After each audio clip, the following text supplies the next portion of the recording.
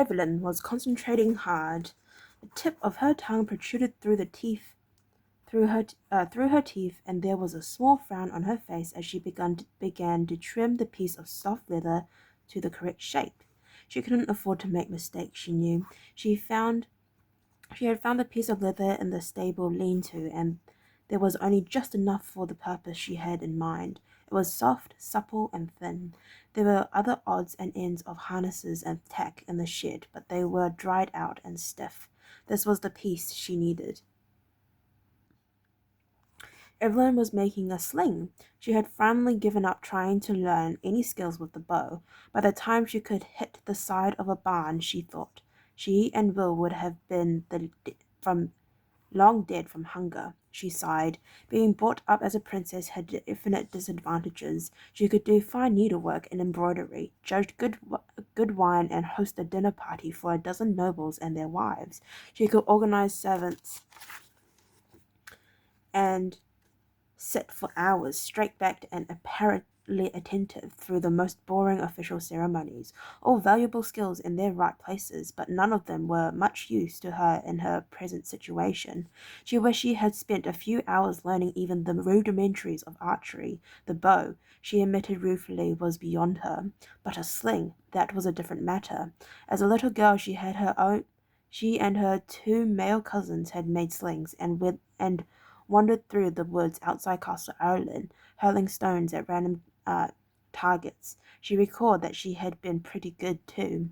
On her 10th birthday, to her intense fury, her father had decided that it was time for his daughter to stop being a tomboy and to begin to learn the ways of a lady.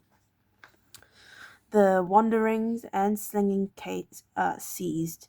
The embroidering and hostessing began.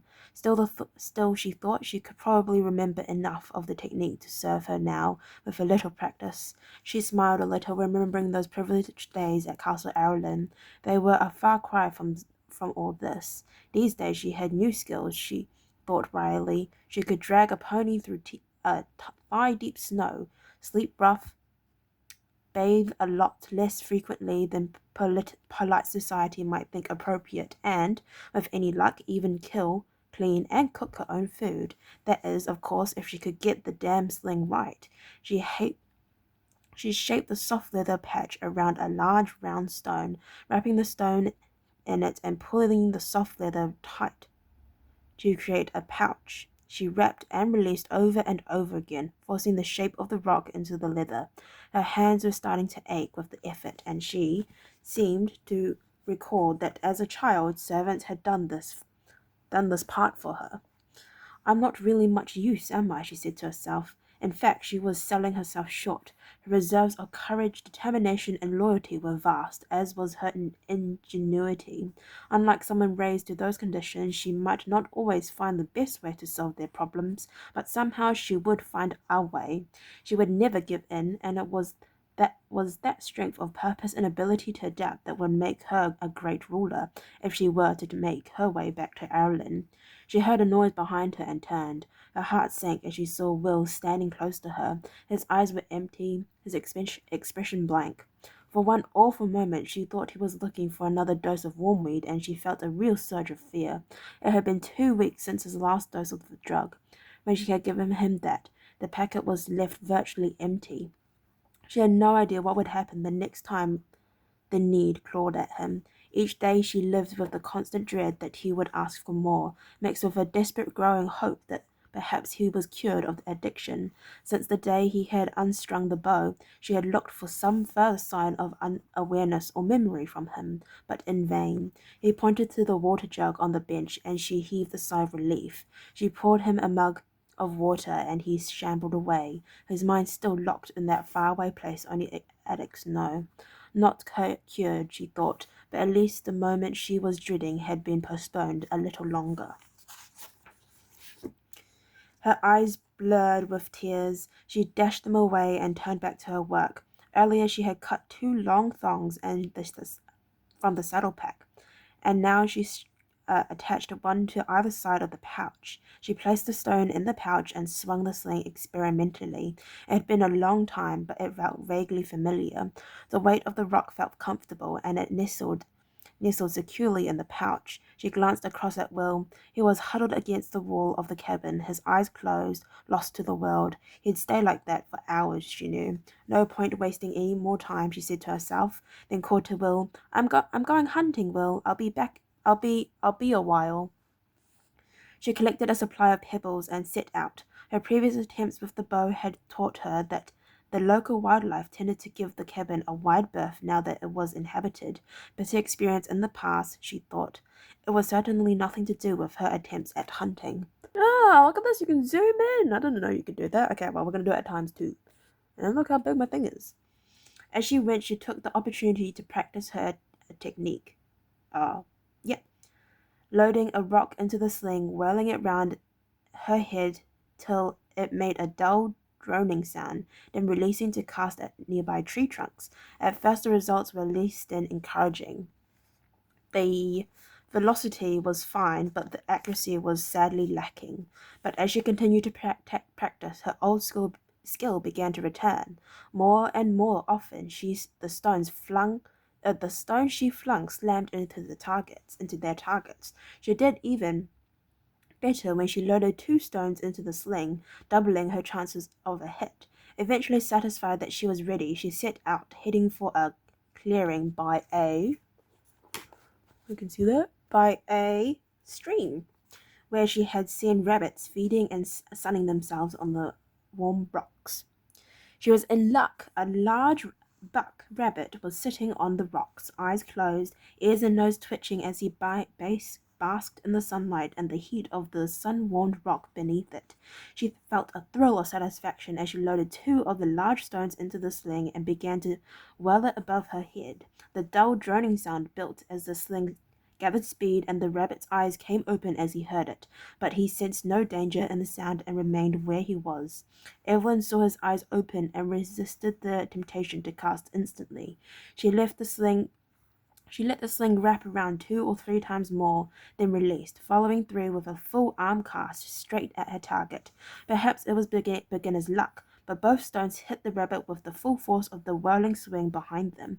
The larger of the 2 broke its right hind leg, so that when it tried to flee, it flopped awkwardly over in the snow. Evelyn, with a surge of fierce triumph, was across the clearing, grabbing the struggling animal and wringing its neck to put it out of its misery. The fresh meat would be a welcome addition to their meager diet. Oh, you can't see that. Sorry. Yeah. Flushed with success, she decided that she might as well try another hunting spot and see if luck held. 2 rabbits would definitely be better than 1. She moved cautiously, and the soft snow underfoot aided her stealthy progress. As she drew closest to the next clearing, she began to walk with greater care, setting her feet carefully and making sure that as she held tree branches aside to pass by, she allowed them to return to their initial position noiselessly. In all likelihood, it was the extreme caution that saved her life. She was about to step clear of the trees when some sixth sense made her hesitate. Something wasn't right. She had heard something or felt something that was not of place here. She hung back, staying in the shadows inside the tree line and waiting to see if she could identify the cause of her unease. Then she heard it again, and this time she recognized it, the soft fall of a horse's hooves on the thick snow that had blanketed the ground. Mouth dry, heart suddenly pounding, Evelyn froze in place. She remembered Will's instructions on score drill.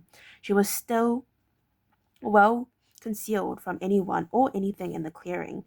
The pines grew thickly, and the mid-morning sunshine cast deep shadows between the trees. Her hair had risen on the backs of her neck as she stood motionless. Her eyes darted this way and that, straining to see through the alternating patches of bright sunlit snow and deep shadows. Now she heard the soft, snuffling snort of a horse breathing, and she knew she hadn't been mistaken. Across the clearing, a cloud of steam hung on the air, and as she watched, she saw the horse and its rider emerge from the deep shadows behind it. For one brief moment she felt a surge of joy as she thought the horse was Will's ranger horse, Tug. Small, sturdy, and shaggy in the coat, it was barely more than a pony in size. As she saw him, she nearly stepped forward into the sunlight, but then, just in time, she stopped as she saw the rider.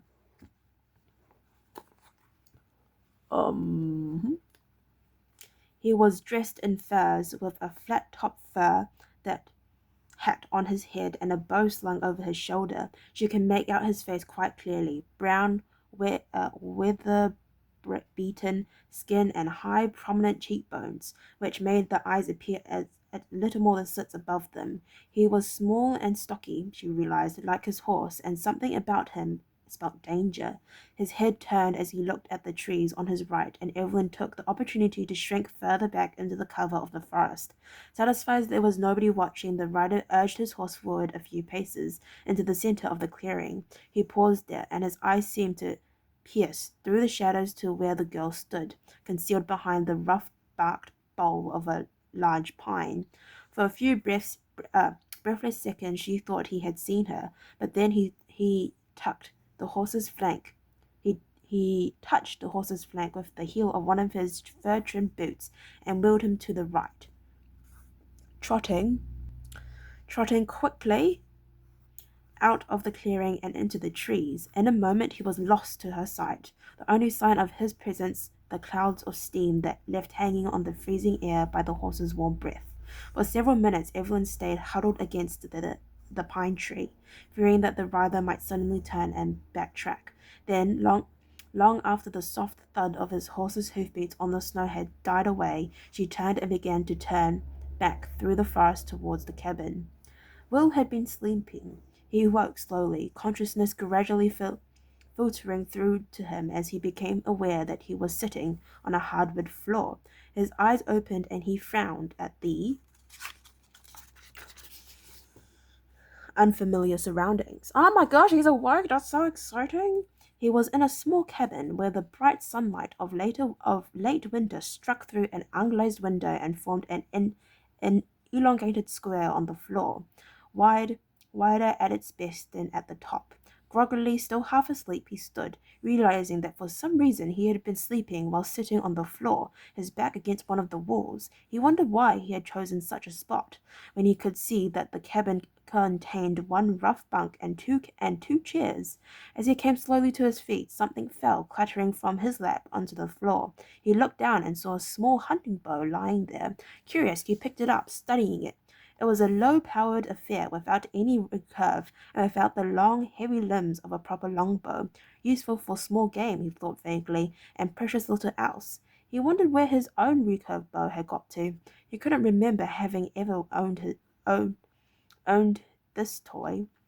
Then he remembered his bone had been lost, taken from him by the Scandinavians at the bridge, and as that memory came back, so did others. The fight through the swamps and marshes of the Finlands as a prisoner of the Scandinavians, the voyage across the storm white sea on Eric's wolf ship, the harbour at Skordril where they had sheltered through the worst of the storm season, and then the trip onwards to Helsholm, and then nothing. He racked his brain, trying to find some memory of events that after they had reached the Scandinavian capital, but there was no memory there, nothing but a blank wall that defied all his efforts to piece it. A jolt of fear hit him. Evelyn! What had become of her? He remembered, as if through a fog, that there was some great danger hanging over her. Her identity must never be revealed to their captors. Had they actually reached Hashholm? He was sure that if they had, he would remember. But where was the green-eyed blonde girl who had come to mean so much to him? Had he inadvertently betrayed her? Had the Scandinavians killed her? A Valswall. He remembered it now. Ragnak, Elberjo of the Scandinavians, had sworn a vow of vengeance on every member of the Ireland royal family, and Evelyn was, in reality, Cassandra, princess of the realm. In an agony of uncertainty and lost memory, Will pounded the heels of his fist into his forehead, trying to remember, trying to reassure himself that Evelyn had not suffered because he had somehow failed her. And then, even as he thought about her, the door of the cabin slammed back on its crude leather hinges, and she was there, framed against the bright sunlight fleetingly from the snow outside, and as breathtakingly beautiful as he knew he would always remember her to be, no matter how long he lived nor how old they might both become. He moved towards her now, a smile of utter relief breaking out across his features, holding out his hands to her as she stood, wordless, staring at him as if he were some kind of a ghost. "Evelyn," he said, "thank God you're safe." And saying it, he wondered why her eyes had filled and why her shoulders were shaking as tear after tear spilled uncontrollably down her cheeks. After all, he couldn't really see that there was anything to cry about. Oh man, that made me cry too, and you couldn't even see it. I'm sorry. Okay, well, I'd like to thank you for listening to me read chapter 37. If you'd like to listen to me read the epilogue, then please stay posted, and hopefully I will see you next time. Bye bye.